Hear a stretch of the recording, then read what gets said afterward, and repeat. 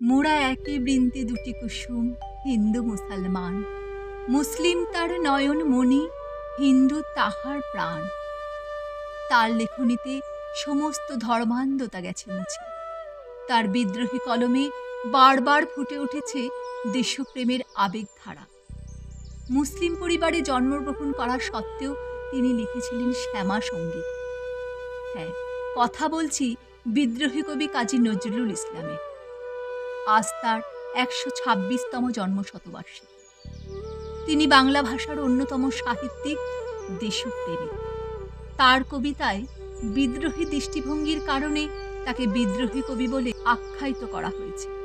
তার লেখনীতে শুধু ফুটে ওঠেনি দরিদ্র মানুষের আরতি।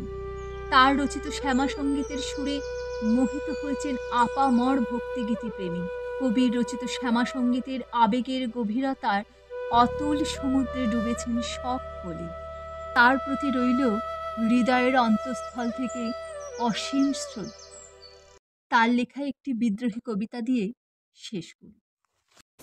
চল চল চল, ঊর্ধ্ব গগনে বাজে মাদল, নিম্নে উতলা ধরণী তল, অরুণ প্রাতের তরুণ দল, চল রে চল রে চল।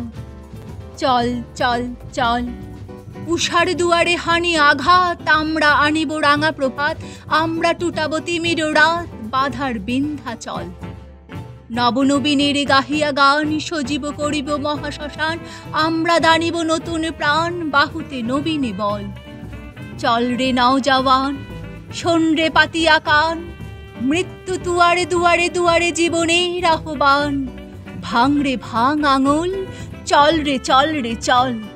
চল চল চল, ঊর্ধ্ব আদেশে হানিছে বাজ, শহীদেরই দেরে সেনার আসাজ, দিকে দিকে চলে কুচকাওয়াজ, খোল রে নিদমহল। খোল রে খেয়ালি বাদশাহী, সেই সে অতিচে আজও চাহি, যাক মুসাফির গান গাহি, ফেলিস অশ্রু জল। যাকরে তখত তাউস, যাকরে যাক বেহুশ, ডুবিল রে দেখ কত পারস্য কত রোম গ্রীষ রুষ।